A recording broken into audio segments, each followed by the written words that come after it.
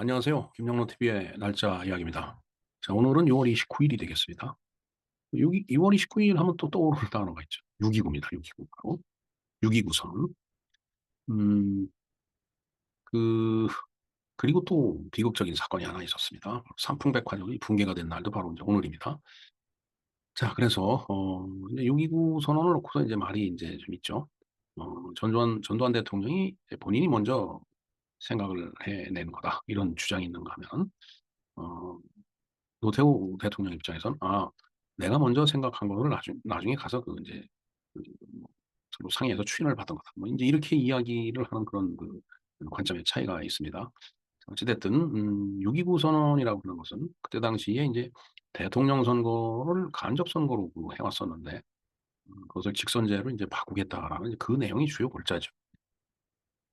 네, 뭐 참 이 6.29 그 6.29 선언이 소위 그 이제 우리의 이제 민주화를 이제 가져오게 된 어떤 시발이 된다고 할까. 시발점이 된다라고 볼 수도 있겠죠. 그러나 저는 늘 궁금한 것을 갖고 있습니다. 네. 그들이 말하는 민주화라는 것이 과연 대한민국이 반만년 역사, 아니, 1만 년 역사에서 어떤 의미를 갖고 있는지, 그건 좀 더 시간이 지나야지 명확한 평가가 나올 것 같아요. 지금 살아서 이야기하는 것들은 가해자와 피해자가 동시에 아직 상존하고 있기 때문에 어, 갈등밖에 일어날 게 없습니다. 그래서 우리 모두 이제 흙으로 돌아간 다음에 시간이 100년이고 200년이고 지난 다음에 아마 후손들이 우리가 지금 조선시대를 놓고서 이야기를 하듯이 세종대왕을 성군이라고 얘기를 하고 그다음에 어, 이순신 장군을 성웅이라고 이야기하듯이 지금의 그 정치인들 대한민국 현대사의 정치인들을 갖다가 나름대로 어떤 의미 있는 그리고 제대로 된 그런 평가가 가능하지 않을까 이런 생각을 해봅니다. 그래서 그런 문제를 놓고 요즘 떠드는 모든 것들이 다 부질없는 갈등이다라는 말씀을 먼저 드리면서 6.29 선언을 이제 주도하고 있던 바로 노태우 전 대통령에 대해서 한번 알아보는 그런 시간을 좀 갖도록 하겠습니다. 네, 노태우 대통령에 대해서 한번 간략하게 알아보겠습니다. 13대 대통령이죠. 1932년생이네요. 공교롭게도 또그 지병으로 인해서 음, 유명을 달리한 날이 12.6이에요. 참, 네. 음, 뭐 군인으로서 평생을 살아왔고 그다음에 이제 나중에 정치에 몸을 담았죠. 호가 용단이라고 용단, 용의 집이란 뜻이네요. 네. 용용자 집당자니까 예. 일남일녀를 줬죠. 예. 예, 저 일남일녀에 대해서는 마지막 부분에 잠깐 언급을 다시 하기로 하겠습니다. 요약을 한번 해볼까요? 대한민국 제13대 대통령이고 1987년 개헌 이후에 치러진 첫 어, 직접 선거에 의해서 선출된 대통령이었다. 그다음에 이제 재임 기간 중에 북방 정책이라는 거를 펼쳤죠. 그래서 중국, 러시아 외교 관계가 없었던 공산 국가들하고 수교하는 업적을 남겼다. 이건 이제 저 당시가 동구권이 소련이 붕괴하고 동구권이 이제 해체되는 그런 시기였었죠. 그렇기 때문에 이제 저런 북방 정책이라는 게 가능하지 않았나 이런 생각을 해봅니다. 그다음에 이제 육군사관학교 다닐 때 전두환, 정호용과 친분을 맺고 한나회의 핵심 멤버로 활동을 했다. 1979년 전두환과 함께 12.12 사태를 주도했다.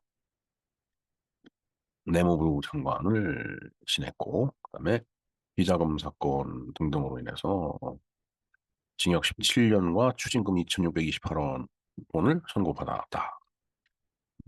추징금은 2013년에 완납을 했다. 참, 예, 이 사실은 5060을 놓고서 정말 가장 치명적인 약점이 저는 저거라고 봅니다. 음, 뭐 말로는 명분은 통치자금이라고 하지만 저걸 기업들한테 저걸 다 각출을 받아갖고서 그걸 개인적으로 어, 자기 창고에 넣어놓고 그렇게 쓰려고 했다라는 거. 전 진짜 저 아주 도덕성에 큰 치명타를 입은 거라고 봅니다. 그러니까 이제 이 보수의 계보하면은 어, 이승만 대통령, 그다음에 박정희 대통령, 그다음에 어떻게 보면 전두환, 노태우 이렇게 내려가야 되는데 바로 저 치명적인 약점 때문에 턱 보수의 계보라고 그렇게 이름이 턱 올라지지가 않아요. 이것은 저 개인적인 일단 생각과 느낌입니다. 그러나 뭐 그럼에도 불구하고 남긴 업적들이 이제 있기 때문에 우리가 좀 생각을 좀 더 치밀하게 해야 될 필요는 있겠지만은 정말 안타까운 일면입니다. 사실은. 자, 삶의 여정. 어, 1932년 12월 4일 경상북도 달성군 공산면 신용리에서 태어났네요. 근데 이제 어려서 아버지가 교통사고로 사망을 했기 때문에 가게가 굉장히 가난했다.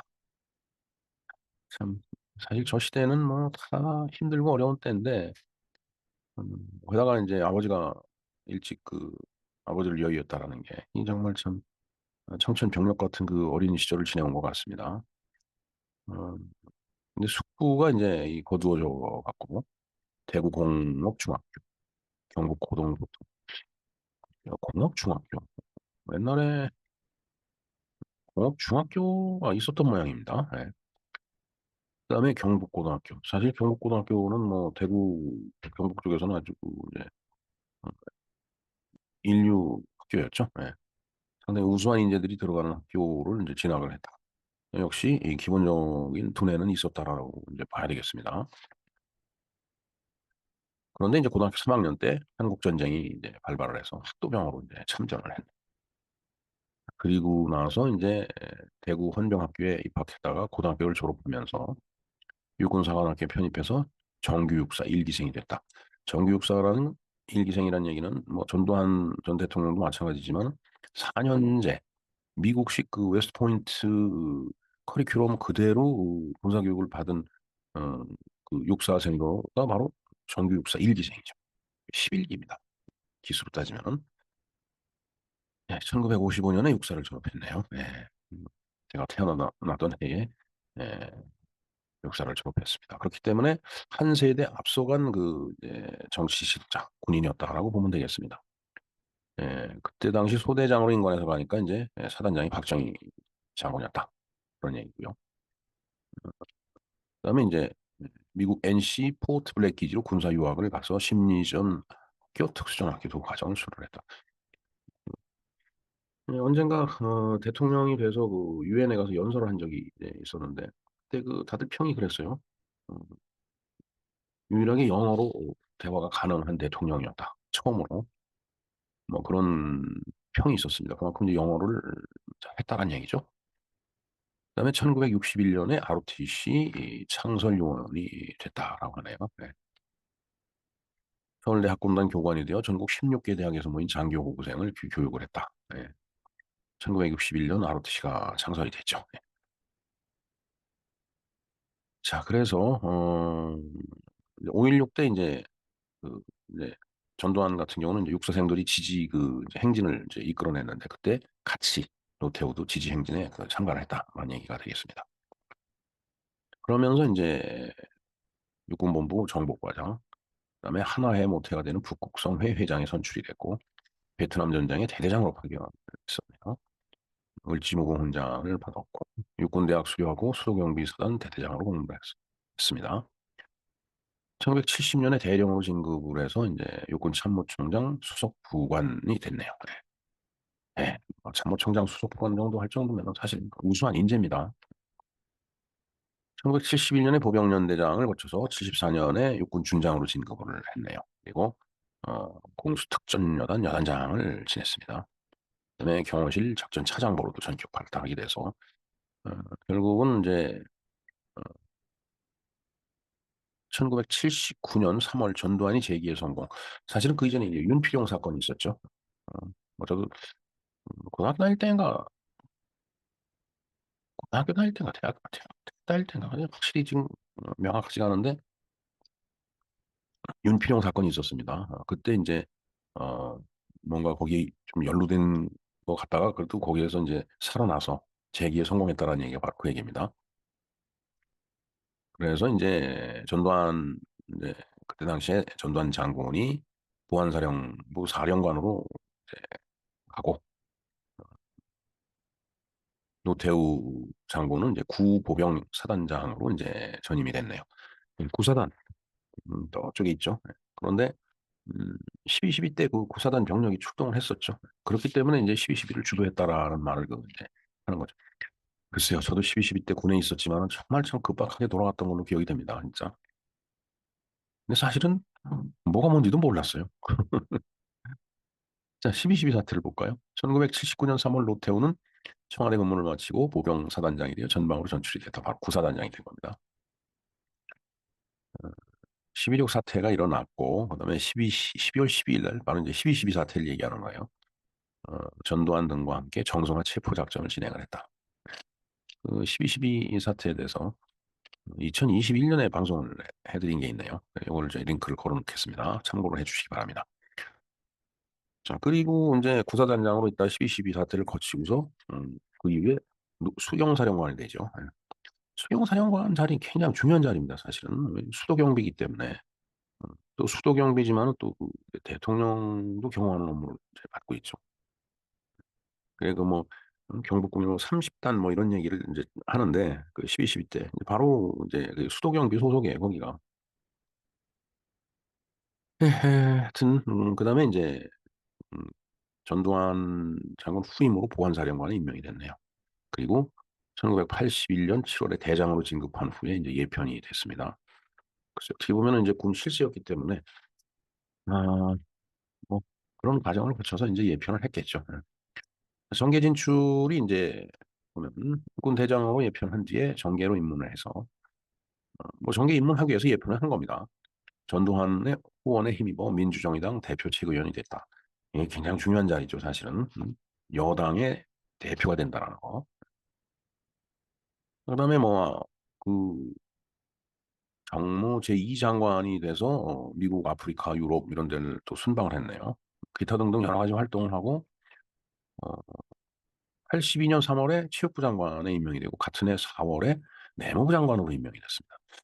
체육부 장관하고 내무부 장관은 이건 격이 다르죠. 그 소위 그 이제 어, 권력 순위가 내무 장관이 훨씬 더 높다고 볼 수 있겠습니다. 그러니까 그것도 참 한 달 만에 내무 장관으로 간다. 참 이것도 보기가 좀 그러네요, 사실은.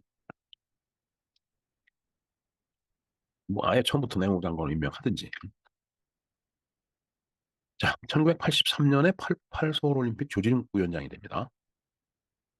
참, 여기 보면은 요직을 다 거치게 되네요. 대한체육회 회장, 아시안게임 조직위원장. 예. 그 다음에 이제 85년에 그 국회의원 선거에서 민주정의당 전국구 의원으로 해서 예, 의회로 들어가게 되네요. 참 의회 경력이 없으면은 최근에 와서 조금 정치판이 이상해지긴 했는데 의회 국회의원 경력이 없으면 사실은 그 대통령 되기가 쉽지가 않은 나라 우리나라였어요. 근데 지금 어, 윤석열 대통령은 이제 국회의원 그 경력이 없는 상태에서 이제 대통령이 됐죠.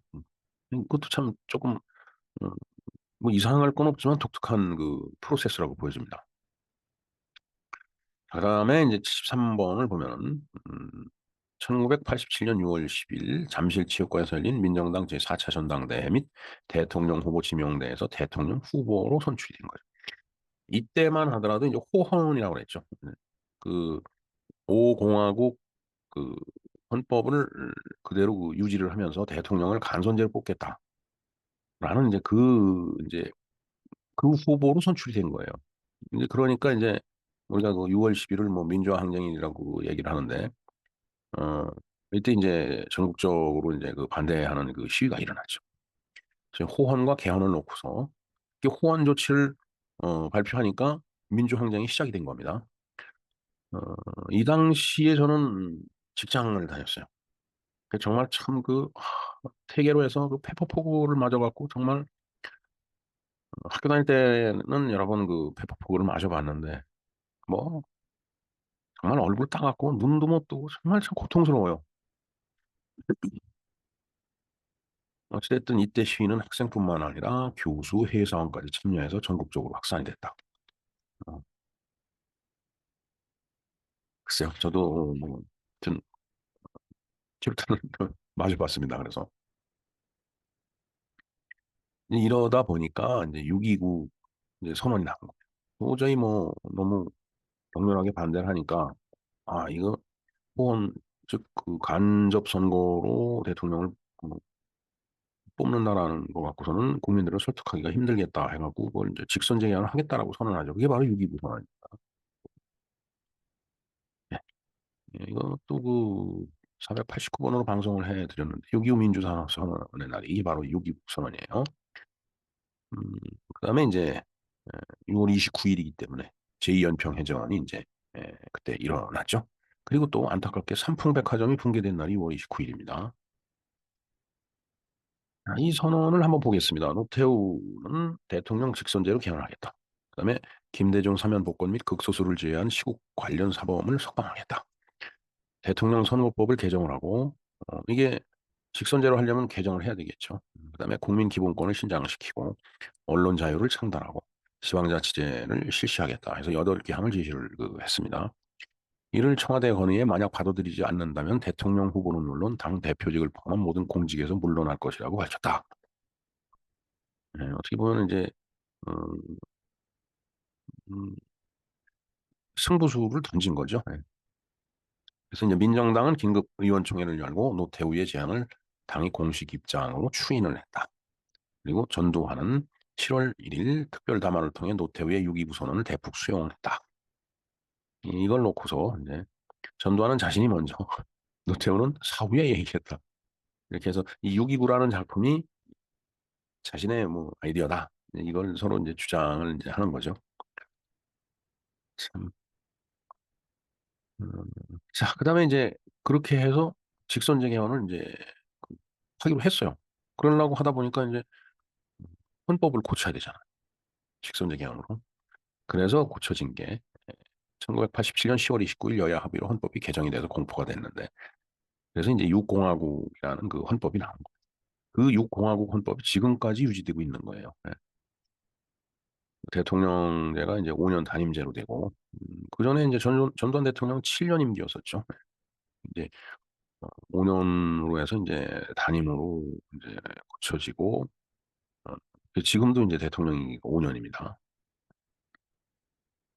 글쎄요, 전 이 단임 5년 이거는 고쳐야 될 것 같다라고 봅니다. 뭐 4년 중임이든 5년 중임이든 이렇게 해야지. 이거 어, 단임으로 해놓으니까 당선되는 날부터 레임덕이 온다라고 하는 그 우스갯소리가 있잖아요. 네, 그만큼 어, 단임이기 때문에 어느 정도 지나면은 이제 권력이 다음 권력으로 이동해 가는 거예요. 사람들의 어떤 그 마음이 참 이게 야속한 게 정치판인 것 같습니다. 정치판뿐만 아니라 사실 인간 세상이 그렇다고 보여지는데 자, 어찌됐든 이때 당시에 민정당과 민주당을 대표하는 8인 정치회담이 있었어요. 그래서 48일 동안 이 헌법 개정에 합의를 한 겁니다. 그래서 이때 외국 언론들이 야, 대한민국 사람들이 어, 여야가 합의를 다 했다라고 쓸 정도로 그만큼 그 이전에는 이제 합의가 안 됐었죠. 참, 참, 이 대한민국 현대사에 진짜 참 아픈 일면입니다. 아픈 단상이에요. 아픈 단면입니다. 자, 그리고서 이제 그 직선제 개헌을 한 그 제도에 의해서 이제 대통령 선거를 치르죠. 12월 16일 날 이제 치렀는데 13대 대통령 선거를 저때 치렀습니다. 자, 이때 나온 게 이제 1로 3김이죠. 바로 민주정의당 노태우, 그다음에 통일민주당의 김영삼, 평화민주당의 김대중, 신민주공화당의 김종필, 그다음에 뭐 나머지 군소정당이야 뭐 얘기할 거 없고요. 뭐잘 기억되지 않는 사항들입니다. 사실은. 자, 그런데 이제 1로 3김이기 때문에 제가 그 이제 그런 얘기를 한번 드렸었죠. 일본 출장을 갔는데 이제 일본 애들이 물어보더라고. 누가 될 거 같냐고. 그래서 오지 않은 미래를 어떻게 아느냐고 그랬더니 자기네들은 노태우가 당선이 된다라고 본다. 그래서 뻔한 거 아니냐. 응? 야당 표는 셋으로 쪼개질 거고 여당 표는 한 군데로 집결이 될 테니까 당연히 노태우 후보가 될 거다. 이렇게 이제 얘기를 했는데 사실 그대로 됐어요. 이때 이제 위대한 보통 사람의 시대. 보통 사람, 이 사람 믿어주세요 하는 얘기를 그 노태우 후보가 했었죠. 36.6%를 얻어서 28.0%를 얻은 YS, 27.1%를 얻은 DJ, 8.0%를 얻은 JP를 제치고서 대통령에 당선이 됩니다. 음, 이른바 삼김이라고 불리는 김영삼, 김대중, 김종필의 변수가 결국은 어, 소위 그 야권의 표를 갈라먹는 바람에 노태우가 당선이 된 거죠. 네. 예, 그러면서 이제 보통 사람들의 시대를 열겠다라고 하고, 뭐 인천국제공항, 경부고속도로 철도, 서해안고속도로, 사회 간접자본 건설 공약을 했고, 그다음에 중간 평가를 받겠다 공약을 했었습니다. 밀폐 수사 금지, 토지 공개념 확대, 출자 총액 제한, 재벌의 소유 경영 분리, 작전지휘권 재정정 등등 뭐 이런 공약을 내 걸었었는데 뭐 다 시행이 됐네요. 인천공항 그렇고 경부고속철도 그렇고 소양고속도로 다 놓여졌죠. 근데 단지 그 중간 평가를 받겠다라고 했는데 나중에 에, 그냥 중간 평가를 생략하겠다 이렇게 해갖고 또 하는 소리 들었죠. 그러면서 선거 18일 전에 칼 8582기가 이제 폭파가 되죠. 여기서 이제 김현희가 폭파범이었는데 뭐 이것들이 막 TV에 생중계가 되니까 이게 선거에도 또 뭐 북풍이라는 이름으로 반영이 되지 않았느냐 이제 이런 얘기들이 있습니다. 참 저걸 정량적으로 이렇게 뽑아내기가 사실 쉽지 않죠. 영향이 없다라고는 얘기 못하죠. 자, 그러면서 대통령 재임 시기가 88년 2월 25일 날 이제 취임을 했네요.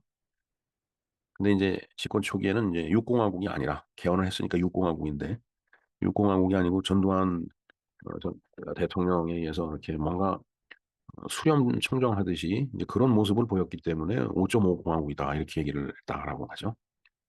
그리고 또 전두환도 자신도 국가원로 자문회의라는 걸 만들어서 의장이 됐어요. 예, 기억이 납니다. 뭔가 그 수렴 청정 같은 걸 생각을 했었던 것 같아요. 제가 봐도. 근데 이제 그런 것들이 이제 권력의 추가 넘어갔기 때문에 이제 음, 그 신권력 쪽에서 또 반발을 하고 그다음에 국민들도 곱지 않은 시선을 봤기 때문에 이제 결국은 이제 그런 것들이 전부 이제 무산돼서 이제 물러나게 되죠. 이제 그러면서 이제 뭐 여러 가지 비리 뭐 이런 것들이 막 터지다 보니까 어, 참 이제 이때부터 이제 곤혹스러워지는 거죠. 그래서 이제 그 오공 청문회가 이제 시작이 됐습니다. 그래서 이제 우리 이제 전두환 전 대통령이 이제 대국민 사과를 하고 백담사로 이제 떠나죠. 옛날 말로 귀향을 한 겁니다. 네. 음, 저도 백담산 한번 다녀오긴 했지만 정말 그 이제 그 규모가 크지 않은 이제 사찰인데 어, 정말 설악산이기 때문에 춥죠. 네. 그러니까 거기서 뭐 나름대로 겨울을 뭐 며칠 하느라고 굉장히 애를 먹고 그랬을 거예요. 고생하고 귀향 생활이라는 게 그거죠, 사실은. 이제 그러면서 이제 특위가 구성이 됐다. 이게 또 문제죠. 이제 청문회가 열렸어. 자, 그리고 아까 말씀드렸던 이제 북방 정책, 아까 이제 대체적으로 다 말씀을 드렸기 때문에 소련 붕괴, 그러면서 어, 7선언이라는 것도 있었고, 그다음에 헝가리, 폴란드, 유고, 체코, 불가리아, 루마니아, 몽골과도 이제 수교를 했고, 그다음에 이제 92년에 중국과도 수교했죠. 그리고 1991년 9월에 남북한이 동시에 유엔 가입을 합니다. 우리는 그 전에는 유엔 가입을 안 했어요. 못 했어요. 서로 반대를 했기 때문에. 이제 동시 가입을 이제 하게 되니까 이제 반대 급부가 사라진 거죠. 가입을 하든 안 하든 대립되는 건 뭐 어쩔 수 없는 거죠. 뭐 남북한이 대치하고 있는 상황에서 유엔에 가입했다라고 해서 대립이면 안 되겠나요? 자, 그 이후에 이제 공안 정국이 이제 형성이 됐는데, 사실은 우리가 이제 노태우 대통령을 물태우라고 얘기를, 근데 그만큼, 어떤 디시전에 있어서 좀 뭔가 결정 장애 무슨 뭐 그런 증상이 있는지는 모르지만은, 하여튼 그 뭔가 어, 결정력이 부족하니까 물태우라고 그랬겠죠. 예. 뭐 자세한 건 모르겠습니다. 하여튼 뭐 정치권에서 어떤 일이 그때 당시에 있었는지. 이러면서 이제 문익환, 임수경 이런 사람들이 이제 방북을 해요. 이건 뭐 그때는 방북을 하려면 통일부 승인을 받아야 되는데 이제 그런 거 없이 뭐 막 하는 겁니다. 이게. 자, 이제 이러다 보니까 이제 일단 국가보안법을 적용하면은 위반 대상이니까 문익환은 4월 13일 날 이제 귀국하고 그래서 체포가 되고 임수경은 8월 15일 날 어, 김일성 품에 안겼다가 통일의 꽃이라는 이름으로 판문점을 통해서 돌아오죠. 돌아와서는 또 국가보안법 위반이니까 체포가 되고 고속이 됐죠. 근데 나중에 그 국회의원이 됩니다. 또 참 웃기는 얘기예요. 응? 그리고 이제 탈북한 사람들을 향해서 배신자라고 일갈을 했죠. 그다음에 뭐 기타 등등 여러 가지 사건이 있었습니다. 근데 이제 이러면서 어 그 네, 참 제 입장에서 봤을 때는 아주 그 뼈아픈 그 실책이라고 저는 보여지는데 이 3당 합당이라는 게 이제 만들어지죠. 이제 총선을 치렀는데 여소야대가 된 거예요. 그러니까 대통령이 속해 있는 정당보다 야당이 더 국회의원 수가 많은 겁니다. 이 지금 현재가 그런 상태죠. 지금 현재 이 상태는 상당히 인위적으로 만들어진 거라고 저는 보고 있는데 뭐 이때 당시는 뭐 그런 변수는 없었겠죠. 예. 어찌 됐든 야당 국회의원이 많다 보니까 일하기가 힘들어진 거죠. 그래서 인제 3당 합당을 추진을 인제 한 겁니다. 그래서 민주당의 김영삼, 그다음에 공화당의 김종필 이렇게 포함해 갖고 216 석의 거대 야당 민자당이 인제 탄생을 하고 김대중의 평화민주당이 하나만 유일한 야당으로 남게 됩니다. 네, 그래서 인제 그 3당 합당에 대해서 제가 371 번으로 방송을 해 드린 게 있네요. 편지봉 세 가족이 인제 민정민주공화가 어 민자당이라는 이름으로 인제 다시 태어나는데 그게 1월 22 일이었습니다. 저는 대한민국 정치사에서 이게 가장 잘못된 그 정치적 결정이었다라고 봅니다, 사실은. 이 당시에 분명히 어 그 정체성이 유사한 그 김종필의 그 공화당 이쪽하고만 합당을 했어도 뭐 과반 정도, 과반 약간 넘는 그 국회의원이 그 인제 확보가 되는데도 불구하고 여기에 그 김영삼을 포함시켰다라는 게 이게 어 저는 그렇게 봅니다. 그렇게 함으로 인해서 대한민국의 정통 보수가 정통 우익이 이 색깔을 잃어가면서 인제 그 어떻게 보면 공멸하는 쪽으로 지금 그렇게 가고 있는 거다라고 저는 지금 전국을 그렇게 보고 있습니다. 그다음에 뭐 여러 가지 사건들이 많이 있었어요. 보안사업 민간인 사찰 기록도 공개를 했고 그다음에 지금도 기억나는 범죄와의 전쟁을 시작을 했습니다. 그다음에 인제 또 학생들이 이렇게 분실을 많이 했어요 이때. 이참 시인 김지한은 "죽음의 구판을 당장 걷어치워."라고 분신하는 것을 인제 비난을 했죠. 박홍 서강대 총장은 김기설의 분신 자살에 대해서 죽음의 블랙리스트에 의한 것이라고 주장을 했고 하여튼 이 소위 그 시체팔이 이거는 뭐 아주 오래전부터 있었던 그 참 말로 표현하기 힘든 그런 그 어떤 정치 투쟁이다라고 이제 그렇게 볼 수밖에 없습니다 사실은. 그다음에 인제 민자당을 탈당을 했네. 이게 참 정말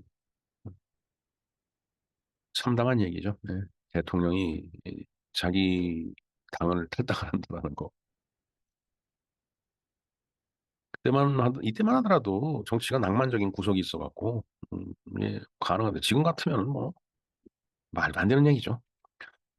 자 이제 그래서 인제 1992 년에 14대 대통령 선거에서 김영삼이 당선이 됐죠.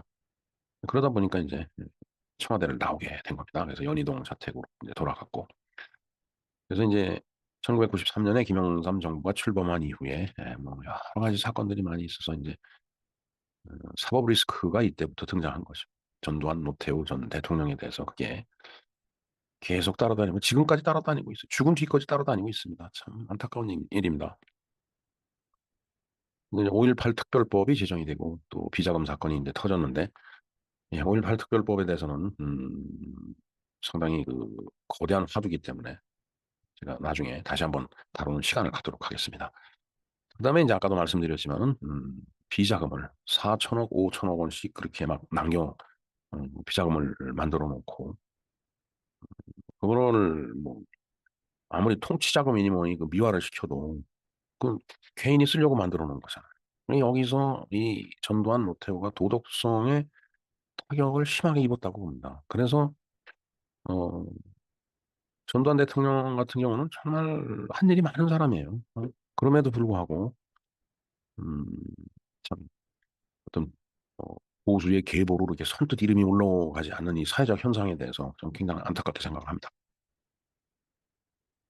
자, 이제 그런 일들이 이제 쭉 진행이 되면서 이제 건강은 나빠지고 이제 그러면서 어, 2003년 2월 노무현 전 대통령 취임식에 참석한 것을 마지막으로 공식 석상에는 참석하지 않았다. 왜냐하면 이제 전립선 암 수술을 했네요. 네. 건강이 나쁘니까. 어쨌든 2013년에 추징금을 모두 완납을 했네요. 그다음에 뭐 여러 가지 그 희귀병도 있고 그래서 2021년 10월 26일 그 숙환으로 이제 타계를 했습니다. 좀 더 자세한 자료는 이 나무위키 자료를 링크를 걸어 놓겠습니다. 참조를 해 주시기 바랍니다. 자, 그 대신에 요즘 이제 그 대신에 아니라 그 다음이죠. 어, 노태우 전 대통령의 딸이죠. 음, 노소영. 노소영 그 관장, 관장이라고 무슨 뭐 미술관 같은 그런 걸 갖고 있기 때문에 관장이라고 그러는 것 같습니다. 그리고 이제 그 남편이 바로 이제 최태원 SK그룹 회장이죠. 음, 이 둘이 이제 이혼 소송이 진행 중인데 1심에서는 이제 노소영이 형편없이 이제 판결 결과가 나왔는데 항소심에서 어, 그 최태원의 경영권을 SK 경영권을 위협할 정도까지 그런 그 결과가 나왔어요. 자세한 내용은 뭐 언론 보도를 좀 참조를 해주시고요. 그다음에 이제 노태우 전 대통령의 외손녀가 되겠죠. 최민정이라고 이제 아마 둘째 딸 제가 알고 있습니다. 해군사관학교 117기로 청해부대 파병까지 됐는데 사실은 어, 재벌의 딸 편안하게 살 수 있는 그런 입장이었지만 그럼에도 불구하고 어, 해군사관 후보생이 돼서 군사훈련을 받고 그다음에 해외 파병까지 다녀오고 하여튼 상당히 그 강단 있는 그런 여성으로 좀 기억이 됩니다. 뭐 중국, 미국인하고 결혼한다라는 말을 제가 언뜻 본 것 같아요. 아까도 말씀드렸지만 오늘 그 제2연평해전이 있었던 날입니다. 네, 이상 노태우 대통령에 대해서 간략하게 그 일생을 좀 알아봤습니다.